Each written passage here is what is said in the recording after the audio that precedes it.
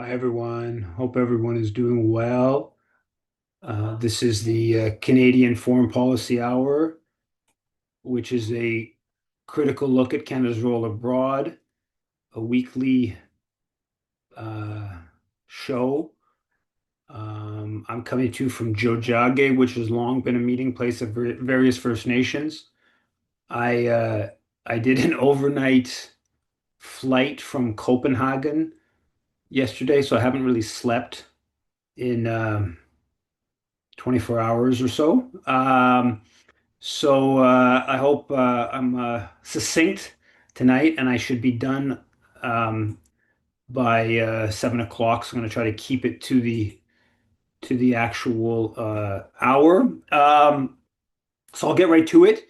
There's a story, and I know there's an event happening. I believe it's in BC this week around the opposition to the Escobal mine in Guatemala from the Xinca people, and they had a consultation process, and they're opposing this. This is this mine that goes back like 40, 50 years, Canadian Inco mine, very controversial in Guatemala, and there's been all kinds of different variations of this project, and um, and the contestation. It's now run by Pan American Silver. Um, and the contestation is picking up, including an event this week in I think it's in Vancouver. I'm not certain about that. I believe it's also online. Uh, the and it's been that the mine's been written about in a number of different places. Rights Action has done lots of good work on this, and the book about Northern Shadows is one of the best books about Canadian foreign policy, about Canada's role in Central America. Has a whole bunch about the history of the mine and Canadian government's role and all that. Uh, the new energy minister, Tim Hodgson, who is a good buddy of Mark Carney, is a Goldman Sachs.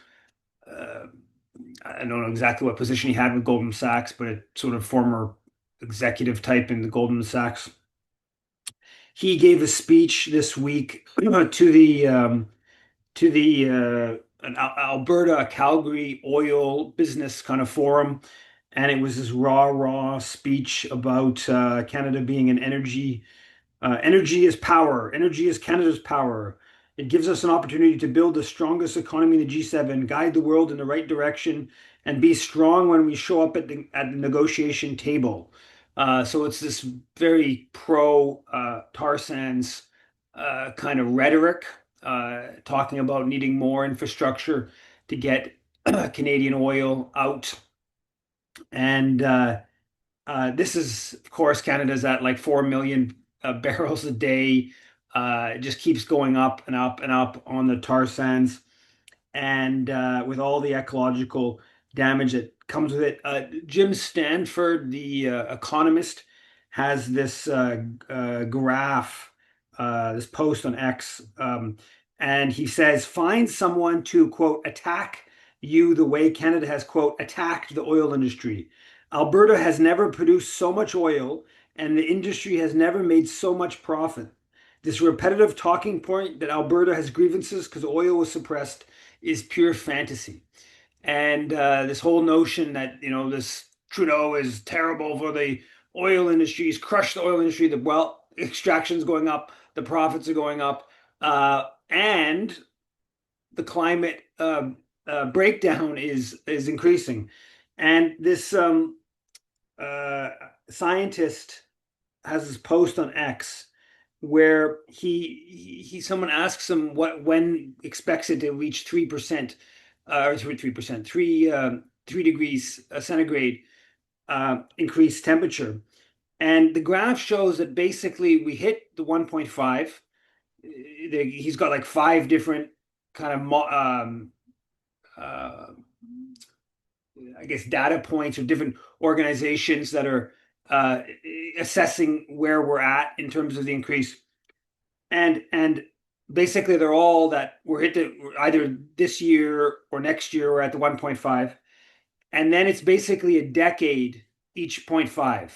So it's like 2035 2 degrees, 2045, 2.5, 2055, 3, 2065, 3.5, 2075, 4 degrees. I mean, we're like basically the point here is that we're on a path of just total danger zone, and he's showing this through a graph of a number of these different data sets, slight variations based upon different I guess inputs and different I guess how you quantify some of these things. But the point here is we are steadily increasing. We're already too high, and all indications is that quickly we're going to hit the two degrees and just keep going from there. And yet we have a new energy minister who is boisterous about more Canadian oil, more infrastructure, lock in this heavy greenhouse gas emitting source for decades and decades to come. The Financial Times today had a story I saw on the plane about Jim Basile, the founder of BlackBerry, that he's investing $100 million in expanding the golf industry in Saudi Arabia. I guess Basile runs the biggest Canadian golf company, and he's got some big plan for really expanding operations in Saudi Arabia, and he's kind of marketing it as um, go see Mecca and then play golf afterwards. So Canadian capitalist global ties to the Saudi monarchy. The Canadian High Commissioner in Guyana, Canada urges Venezuela to cancel Sunday's elections over Guyana's Essequibo, and this is the big part of Guyana, very sparsely populated in the west of Guyana, where there's a more than century-old Venezuelan claim to the territory. And in recent years, Exxon and other oil companies, U.S. companies, have really begun major operations, and the Venezuelans are ramping up their sort of claims to the territory. And I'm not really sure how I feel in this. To be honest, I think that the Venezuelan, I don't much like the sort of Venezuelan nationalist kind of play here. I don't like the Guyana kind of giving it all over to the U.S. multinationals, and clearly Washington and Ottawa are kind of behind the scenes, or not so behind the scenes, but are really backing Guyana and pushing stuff. But I also think that this is a largely indigenous part of Guyana, and of course, Guyana is a very small country compared to and quite impoverished compared to Venezuela. But nonetheless, Canada's kind of repeated intervention on this issue is not because it has some great respect for Guyana's sovereignty, but more because it's kind of anti-Maduro. On Libya, this is now about 2 weeks ago, but I didn't do a show last week, so there's a bunch more violence, new media attention about what's going on in Libya, and it's just 14 years of instability, and it gets so little attention since we bombed it, since we liberated the place. It's just been 14 years of insecurity, deterioration of living standards, and I've had the chance over the last few days to read Owen Schock, who's the co-author of the Canada's Long Fight Against Democracy that we co-authored together. He's got a new book coming out on Libya and Canada's role, and I've read about half of it while traveling, and there's a whole bunch in there, but a bit about Canada's role in the '80s in supporting Reagan's attacks against Gaddafi, and give some of the history of Gaddafi, and that clearly it was quite a progressive uh, movement at the early on, and that I think that it clearly became fairly repressive. But still, it's this is the U.S. and Canada weren't seeking to crush Gaddafi because of his repression, because they of course support lots of repressive, but more because he was somebody who wasn't totally controllable.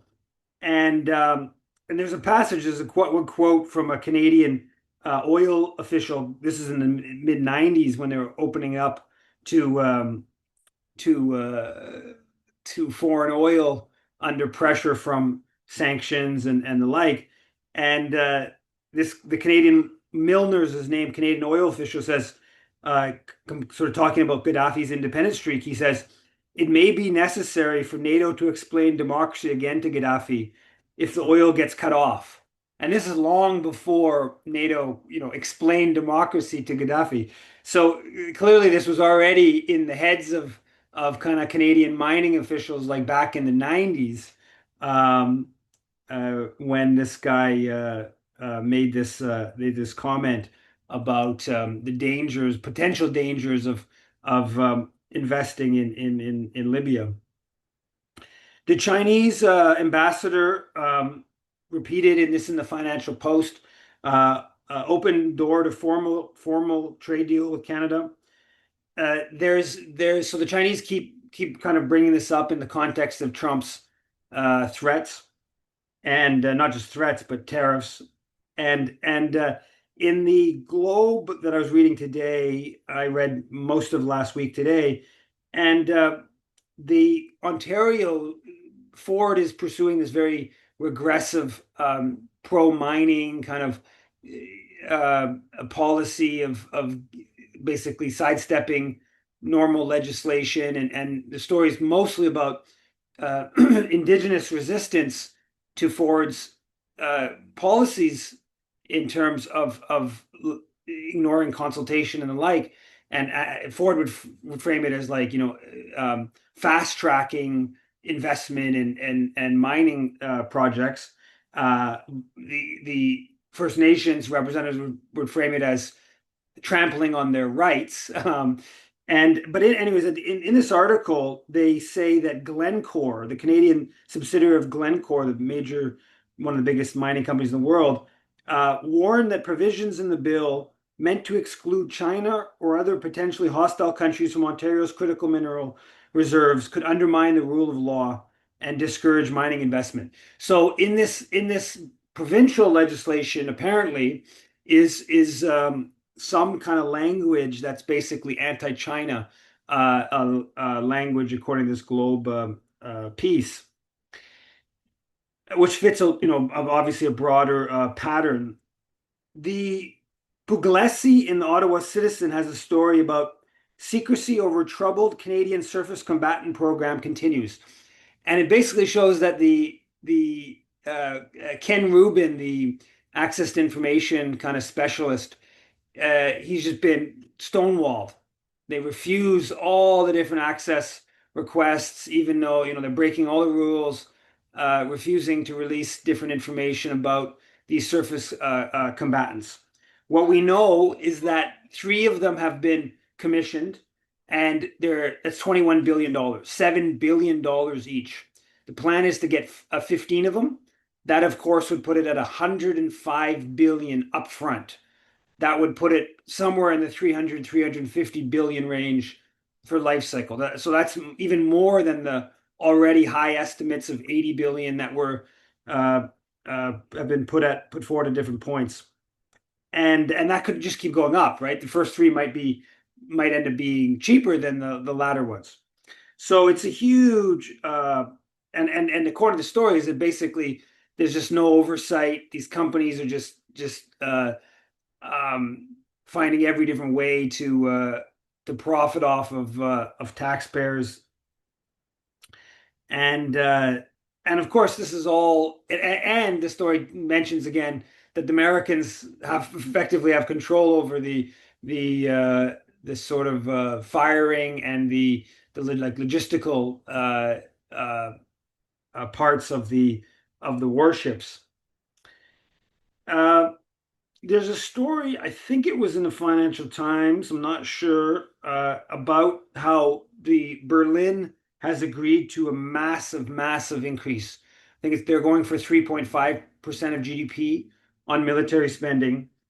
And the story says that uh, it's going to put a lot of pressure on the other NATO members next month in The Hague when the head of NATO is going to propose 3.5% of GDP by 2032. So that's in 7 years to hit 3.5%. Now, Canada almost certainly will not hit the 3.5%, but even moving towards that is just completely wild, right? These are just wild, wild increases in military spending, and there doesn't seem to be anything kind of holding it back. It just keeps going up and up and up, and uh, it's uh, it's increasingly coming at the expense of uh, of social programs. Puglisi has a piece about through access to information where the name of a Nazi collaborator was initially engraved on Canada's newest national monument, even though Heritage Canada was warned about this in 2021. That he had the guy's name Janis Niedra in during World War II. He participated in executions of Jews during the Holocaust. And it's a memorial that I guess, got erased it got taken down. Was initially I think put up in Ottawa in 2023, and then got taken down. So they kind of just go forward with these, just more of the stuff about these Nazi monuments and the whole World War II uh, right wing Eastern Europeans that were brought into Canada, just more in that vein. In a similar vein, Erwin Kotler and Bill Browder have a Toronto Star column this week where they're really pushing hard for Canada uh, to give over the, I guess there's $22 billion of Russian assets in Canadian denomination that the Belgian, I guess with the SWIFT, the clearinghouse there, they, I guess Canada sort of has some degree of control over. And Browder and Kotler are saying this has got to go over to Ukraine. They're saying it's gonna if Canada doesn't do this, it could go revert back to Russia because there's opposition now within the European Union about extending the asset freeze. That I don't really understand that, to be honest with you. I think they're basically lying about that. I don't think that's actually true, but they're basically saying if we don't hand this over to the Ukrainians, then this might go back to Russia, and then we won't have any ability to do that in the future. That's the sort of frame of their column, which is just more of the same pattern of this aggressive sanctions, economic sort of sabotage of Russia kind of policy, which I don't think it fits within, of course, a broader outlook of the proxy war and a belligerent policy that predates the Russian invasion. There is a story in Le Devoir, headline Une levée de fonds pour acheter des armes pour l'Ukraine. So a fundraiser to buy arms. This group called Wild Hornets, and they apparently provide drones. It's a Canadian-based group, and it seems like some of this is registered charity. It's tax receipted, some of this stuff, and they're openly purchasing weapons, drones for the Ukrainian military. And the Le Devoir is framing this as this should be controversial. Um, the King Charles III is in Ottawa. I don't know what to say about all this. I find the whole monarchy thing just completely it's just like why? What's going on? What are we? Why is it still in existence? Um, and this is apparently our assertion of sovereignty in the face of Donald Trump's threats. So we go, we revert back to our British colonial kind of roots as a way to say no to Donald Trump's annexation.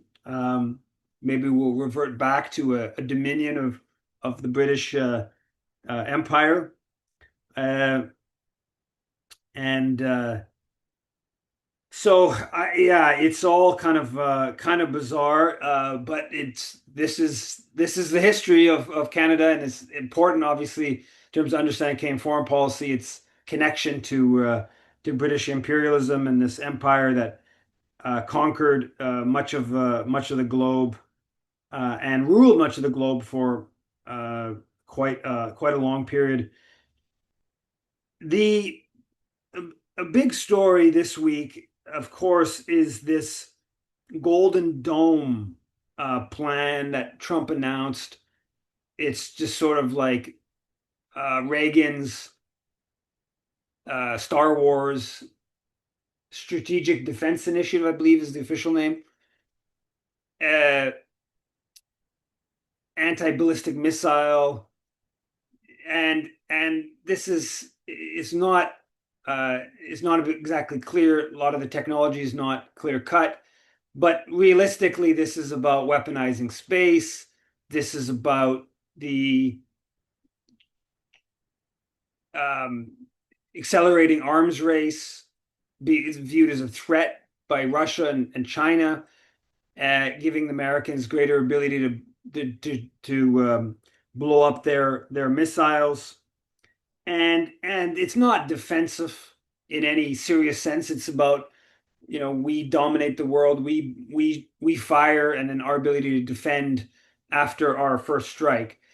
Now, the Carney's comments on it, I would say, are pretty disturbing. He's quite open to it, and it's not just disturbing in that this is this is a could be violation of Canada's um, the Outer Space Treaty about weaponizing space, what contravenes this will likely contravene that. It's also and the huge amount of social resources into this, basically a big subsidy to the arms military industrial complex, but it's also just a crass uh, backing away from his comments during the election of of of ending changing the relations with the U.S. So Carney made all kinds of comments during the election, and he's just we knew it wasn't really true, but this is a pretty crass example. If he's to full on join this weaponization of space and spend a lot of Canadian money in this project, that would just really make a mockery of his claims and promises during the election, and just further proves that this is all rhetoric, sort of for the public, because he knows the public is hostile to Trump and wants to more of an independent foreign policy. And Lloyd Axworthy has a column, a hard column in the Globe, criticizing Carney on this. Tamara Lawrence has a piece in the Toronto Star and the Hamilton Spectator, uh, criticizing Carney on this. I put together a piece with some of the background. You can see that on my site. Um, but on this U.S. thing, you have Anita Anand meeting with Rubio. Uh, uh,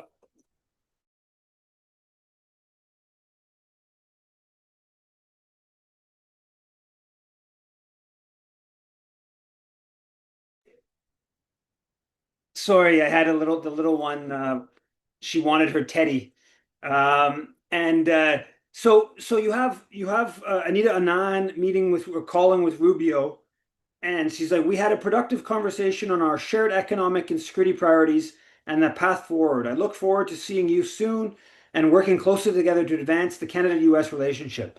So, what from this rhetoric of Trump's a threat, the relationship will never be the same, to a really quick effort to kind of smooth everything over, potentially join this Golden Dome project, and the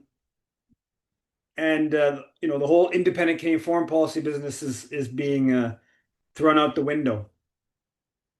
Uh, with regards to Israel, UNRWA said that 92% of Palestinian homes in Gaza have been destroyed. 92%. We are seeing obviously this starvation campaign that's killing more and more, and we're seeing all kinds of wildly insane comments from Israeli officials that are just openly genocidal, right? Prime Minister open about ethnic cleansing. And this week or last little bit, there's been a whole bunch of different statements and developments on this at a kind of macro, at a high level. So you had Anita Anand saying, responding to a question, reporter's question about using food as a weapon, and responding pretty positively and saying, Israel's killed a lot of people. It's totally unacceptable to use food, and denying people food as a tool of war. And then you kind of flip back, and you got Carney meeting with the Israeli president in I think maybe in Rome. Was he there for the what was that? Was the Pope's? Anyways, Carney I think was in Rome. Yeah. But anyways, he met with the Israeli president, and then Anita Anand tweets out Hamas about this meeting. Hamas has to release all the hostages. Number one, immediate ceasefire, the resumption of urgent life-saving humanitarian aid for civilians, a two-state solution. Hamas to lay down its weapons and have no role in Gaza. So it's still this, Hamas, first item, Hamas release all the hostages. Another item, lay down its weapons and no role in Gaza. I mean, this is just, this is still the same kind of totally wild stuff amidst this Holocaust. Then you have a statement, the France, UK, Canada statement, which is going sort of in a good direction, but it's still kind of at the realm of we're threatening sanctions. We're not imposing sanctions or some degree of punishment, if not sanctions. Sanctions is not exactly the right word, because ending the trade agreement would not be sanctions. It would just be ending a trade agreement, ending a somewhat special economic accord. Um, uh, then you have this the Israel 48 hours after this, the Israelis fire at this big delegation of diplomats, which included 4 Canadian diplomats in the West Bank, and then Anita Anand calls in the Israeli ambassador. And then you have Netanyahu responding to some of this stuff. Crazy. I mean, the man is completely unhinged, completely unhinged. And he in his video, he's saying that Free Palestine is today's version. This is a quote: today's version of Hail Hitler. And this is Israeli Prime Minister just saying it straight up, and just ripping into the UK, France, Canada. And then you have obviously these two Israeli diplomats who were killed, who were gunned down in Washington D.C., and you have Carney referring to it as an anti-Semitic incident, really aggressive language, saying that this is Canadian Jewish community is harmed by is threatened by this. So you have a bit of it all over. They're going to get flipped one way, and again, it's mostly all kind of at the rhetorical level, right? I saw the World Beyond War email this week said that Canada is the sixth largest buyer of arms from Israel. I didn't know that it was that. I didn't know where it ranked. Sixth would be a bit, it would be higher than I would have expected. So there's substantially more weapons, at least directly, that go from Israel to Canada than Canada sells to Israel. Probably when you bring in the through the US, it's probably more the other way around, but most of it's going via the US. It's the Pentagon that orders it and then sends it to Israel. Um, a couple of things on the Israel file that I wanted to mention. I, I was looking around at this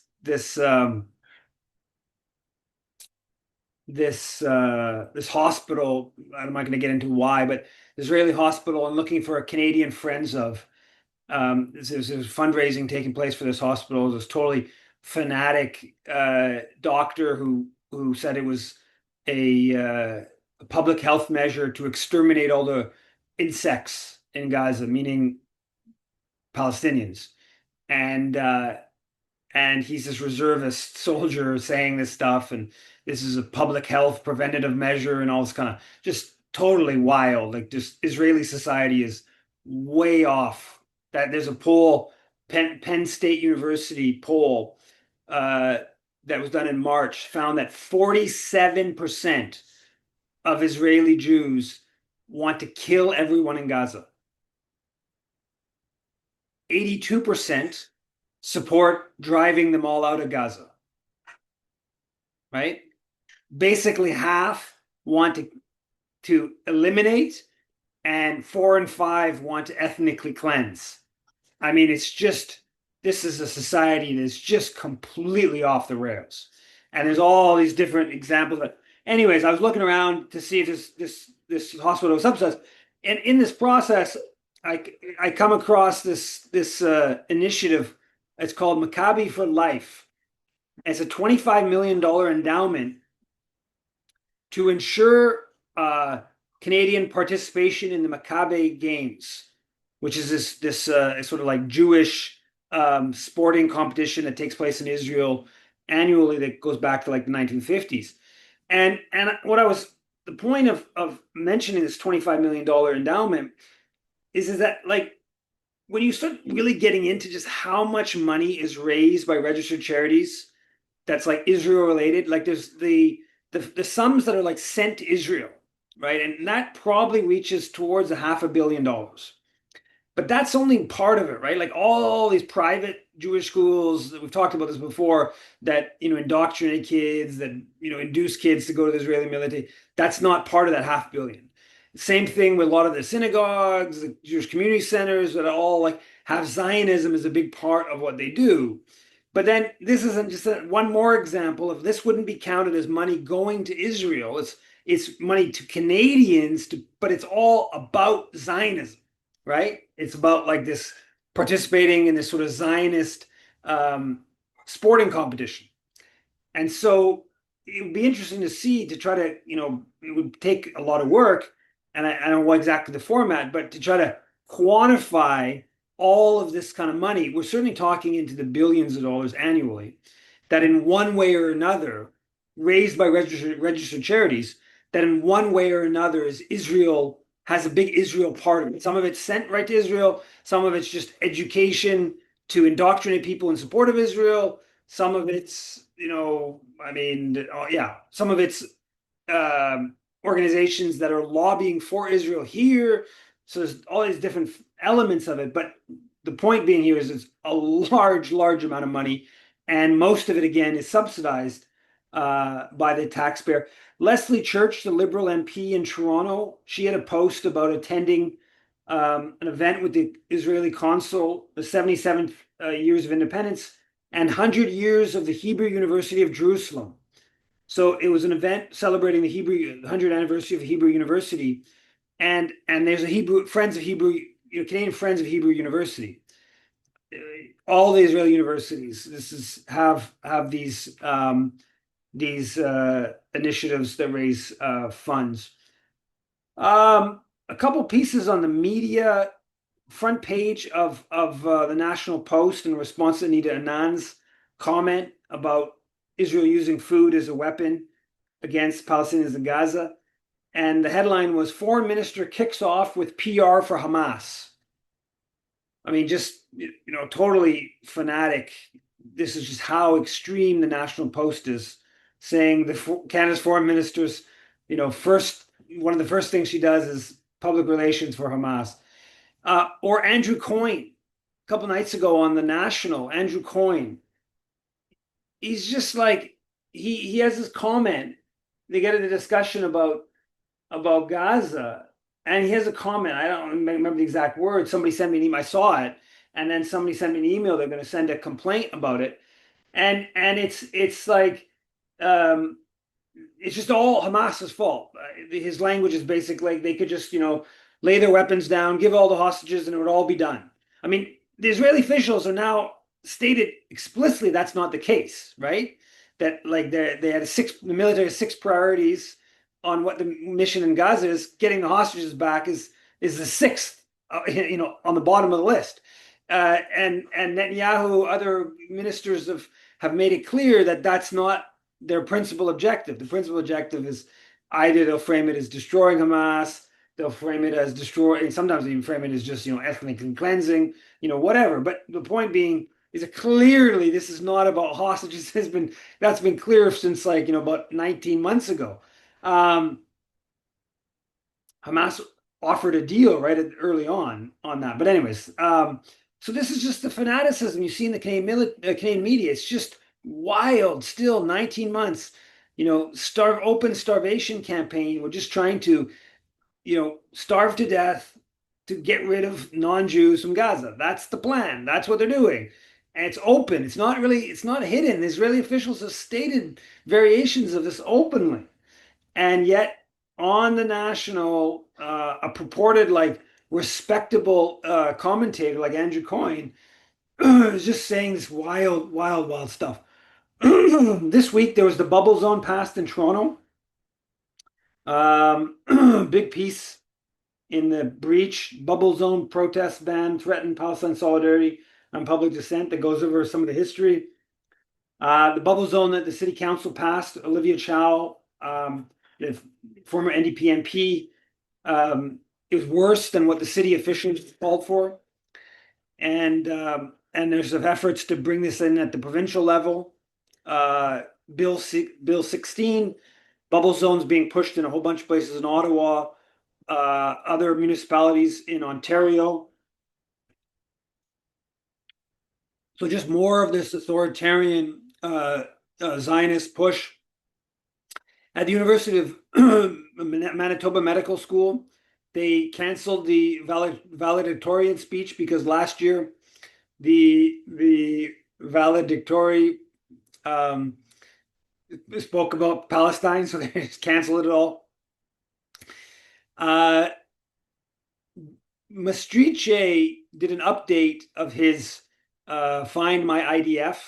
So I think the first list on the website had about 80, 85, something like that. Now it's up to 163 different Canadians who are in the Israeli military, where he has a bit of a description of them and stuff like that. We know there's many hundreds more, of course, that we don't either, it's not easily accessible information or he hasn't included for whatever reason. And I did a piece about the nationalism and these Canadian nationalists that don't seem to have any problem with Canadians joining the Israeli military. And they don't have any problem with all these attacks against Canada. These Zionist claims that it's like a pogrom, that one started to piece off the pogrom coming to Canada. And it's really fascinating how basically Israel and Zionism are part of official Canadian nationalism. It's fascinating to see how that um, how that plays out. Um, how Yeah, like there'll be endless comments. I've discussed this in previous episodes, but the anti-genocide people are exporting they're bringing their conflict from afar into Canada, right? So this whole like the Arabs and Muslims are bringing their hatreds from their home country into Canada. That's kind of the formulation. But like all these Jewish organizations inducing Canadian kids to join the Israeli military, that doesn't seem to bother the nationalist ethos, which is, I think, quite revealing. And this week on Sunday, we saw, I think, just the depraved state of a large swath of Canadian Jewry with the walk for Israel, the walk for the Holocaust, the walk for the final solution in Gaza. And tens and tens of thousands took to the streets supporting Israel. On their website, it's all explicit. It's all about Israel, connection to Israel. The date they chose is the Jerusalem Day, which is when Israel conquered East Jerusalem. That's what the Walk for Israel. That's what they're marking. That's the day they mark. So it's very colonial, very explicitly colonial, and obviously it's genocidal right now.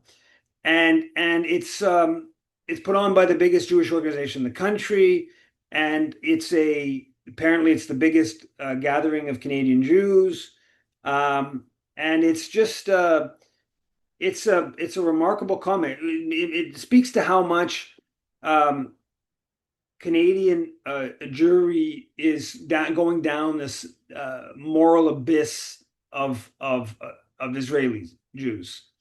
And all the data shows that Canadian Jews have a lot more to do with Israel than US. It's like 80% of Canadian Jews have been to Israel. Uh, like half of them, it's like five times. Big proportion have lived there for 6 months. Much higher rates than in the US. And and they take the street. Amidst this Holocaust, and they want more. They want more Palestinian babies to be starved and the like. On that note, there's this the MADA. I came across an ad on Facebook about a week, 10 days ago. I got this shown this ad, never heard of this group, MADA, Montreal group. It's this food security group. It basically seems to be like a soup kitchen, I think, for the Jewish community. They say they provide about 5,000 meals. It's here in Montreal mostly, and I think they got some operations in Ottawa. Now, what this ad that I saw is for their fundraiser on June 10th, which it's about food security. And what they have for this fundraiser is it's all this Israeli military guy who's fought since October 7th, and he's a musician in the Israeli military, and the guy runs around the world doing these performances. And so it's a fundraiser for a Montreal focused food kitchen. But the way they promote their fundraising event is very swanky ballroom on June 10th is all about Israeli military. And this guy who fought in the Israeli military, about this guy had fought in the it's totally bananas. Like it really is. And it's so crass that amidst a starvation campaign, this Montreal group that talks about food security would have Israeli military guy as their like lead character. And this is just like why? What is Israeli military? What does Israel have to do with this Montreal group providing food for like underserviced or whatever Montrealer? Like what? No, what does Israel have to do with it? What does the Israeli military have to do with it? It's just a sign of just this genocidal Jewish supremacy has just completely overtaken institutional Jewry, completely overtaken it. You can't fundraise for a Montreal organization dealing with like food security issues here in Montreal without making about the fucking Israeli military? I mean, like what is wrong with these people? I mean, honestly, it's just totally bizarre. You know, it's like it becomes normalized because there's so much of it, but like, what is going on here? And it's just totally a banana stuff. You can read the piece I wrote about this about a week, 10 days ago on my site. It's it goes to this other question I'm just doing a piece on, which I think would be controversial for a lot of people, though it's not when you think about it 2 seconds, is that the Jewish community in Canada needs to be weakened, right? And to say that it comes across as like really kind of like oh, that's really taboo. But it's so obviously the case. I mean, this is a totally authoritarian, racist, and Holocaust promoting community that has way too much power. But like, find anyone, any commentator that says that. Find any group. Like, does IJV say the Jewish community needs to be weakened? I mean, it's self-evident when you think about it for 2 seconds, but clearly it's the case. But would they say that? I'm sure lots of people with IJV would, privately agree with that. But would they say that publicly? And if we can't say it publicly, well, it's hard to win political battles if you can't articulate your position publicly. Um, so, it's just just you know the the actual opinion within the Jewish community is divided, it's complicated. Institutionally, it's like 99% are pro-Israel, right? The opinion is much more complicated than that, right? We know that some of the most committed opponents of genocidal Jewish supremacy are Jewish activists. We know that there's thousands and thousands of Canadian Jews who have broken with the Israel no matter what position over the past 19, 20 months. We know that's happened, let alone those who broke from it before and whatever, right? But institutionally, it's just and clearly at the upper echelons of the community, it's still, I'm sure there's like, people like, more liberal end, like a Stephen Bronfman, who's a Liberal Party guy, he's a bit more liberal than I don't know, some of the more fanatic types. I'm sure the guy's he's got to have some self-doubt. He's got to, I would imagine, behind closed doors when he's talking and whatever, see some images of another Palestinian child burned to death. I'm sure he tries not to see those images, but whatever, comes across something. I have to imagine some of these people have some question, and then they have their public facing, and then they have maybe their, sentiment private. But it's remarkable, no, from what I can tell, there's no breakdown in the Israel no matter what line in the institutional Jewish community at all, no matter what Israel does. I've gone on too long already. I'm going to quickly try to run through a few of these things. The killing of the two diplomats. You see this NDP. I wrote about this. People can check it out. You got that Karl Nuremberg from Rabble refers to as a hate crime. You got Nima Amroff, who's the the head of communications for Jagmeet Singh and for the leader of the party. Has this crazy rant about it being this crazy anti-Semitic incident. You can go check her post. Check my article about it. Libby Davies even referred to it as senseless. You know, I don't know how I feel about it. Like in principle, I don't like the idea of. I mean, I don't like the idea of killing anyone, obviously in principle, and I don't like the idea of killing. This ultimately fairly low level diplomats. And one of he's clearly a total fanatic, genocidal fanatic. One of them, but I don't know about the woman. But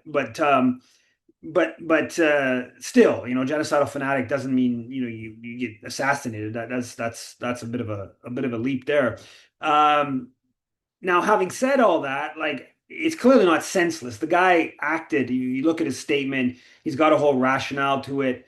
I don't know. I mean, I kind of, on one hand, it's like, is this help or hinder the movement? That's, I think, ultimately the main kind of question here. And I don't really know. On the surface of it, it hurts it clearly, but everything's been tried, and so I really don't know how to process it exactly. But I do know is that you keep your mouth shut if you don't like it. While Israel's committing genocide in these slaughters, you don't join in on this absurdity that it's like a hate crime or it's crime. It's the guy clearly hates Israel. I don't doubt that. Is it like when you say hate crime, you're sort of invoking it was an instance of anti-Semitism. I don't buy that. Uh, and the idea that it's just senseless. Well, sorry, I don't think it is senseless. Like, you can disagree with it. You can but senseless, I wouldn't certainly wouldn't use that term. I think that's all part of this trying to be credible in the eyes of this racist, nationalistic, respectability kind of politics, and that's why you see these people make the statements they made. NDP formally, fairly good statement on the response to genocide, calling on Carney to immediately suspend the Canada-Israel Free Trade Agreement and impose sanctions on Netanyahu. I think that's a step forward. A couple things, other things I want to mention. There's a shutdown, CanSec protests uh, Wednesday in Ottawa. There's a Palestine conference here this weekend. I'm speaking at in Montreal. I'm also speaking in Ottawa on Thursday night. Um, and yeah, I'll leave it at that. I've gone on too long, and try to keep the questions to not much more than 10 minutes. And I will make Laura co-host, and I will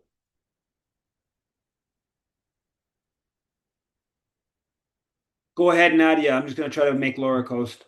Yes, thank you, Yves. I want to draw your attention to the fact that, pretending to be victims is the strategy that the Israelis have been using. Like, they're always the victims. They call it the industry of victimization since the Holocaust. They've been using this strategy, or we're the victims, while they're killing the Palestinians and occupying their land, and then they're pretending to be victims. I just also wanted to draw your attention to something very important. I don't know if you know about it, but there is a nuclear dump that is being constructed right next to the Ottawa River, which threatens our water. It's really, really a very bad idea. Maybe you should all write a letter to the government in charge that this is a very bad idea, actually. That's all I wanted to say. Thank you. Okay, go ahead, Yuri. Oh, Eve, did you want to respond to Nadia first? No, I don't have anything particularly insightful to say in response. So. Okay.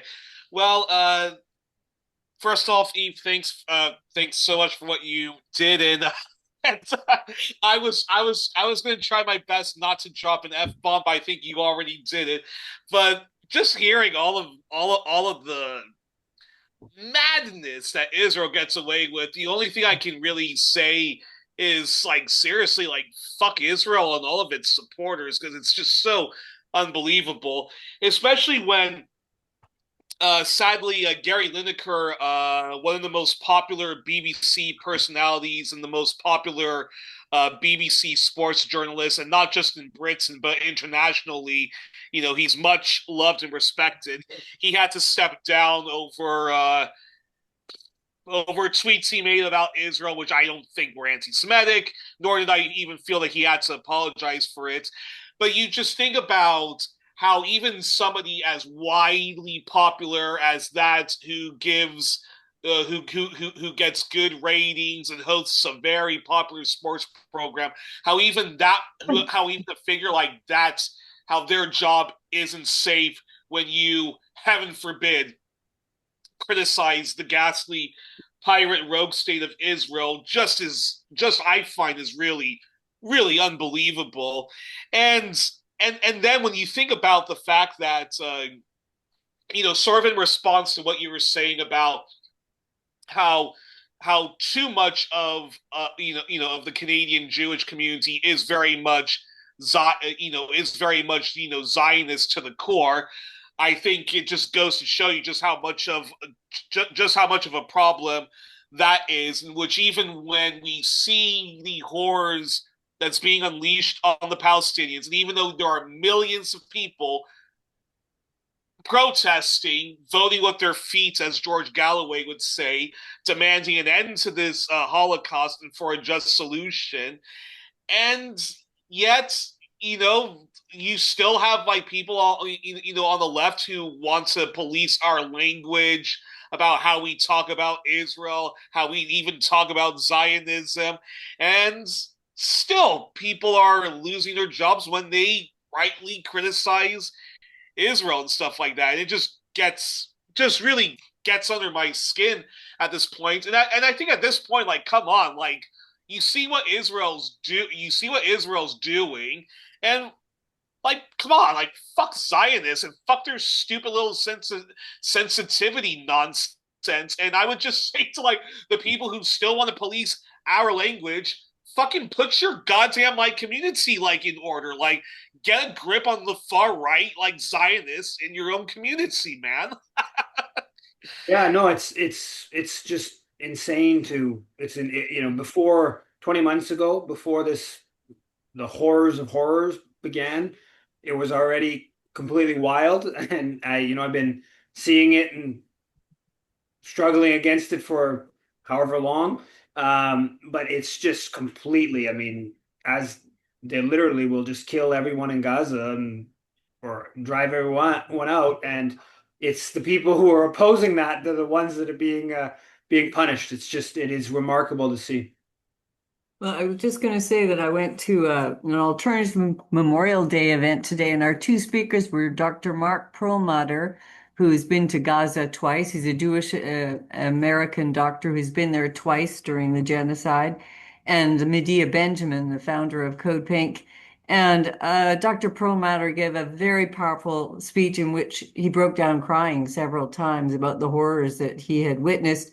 And he was saying, both trips he's come back, he's gone to Congress to try to talk to legislators about what he sees. And he said he's totally shut out. And he's accused by a number of people there of being anti-Semitic. So there you go, the upside down world. This Jewish doctor, he's anti-Semitic. And Medea Benjamin was saying, was a longtime activist. And she was saying that's happening in Gaza, and seeing the reactions of the legislators. She said she's never lost more faith in democracy and our institutions than she has now. So, sorry, on that dismal note, I guess Yeah. I think there are no more questions. So thanks, Eve, for doing Thanks, this. everyone. You must be very tired. Thanks. Take care. Have a good night. See you. Wow.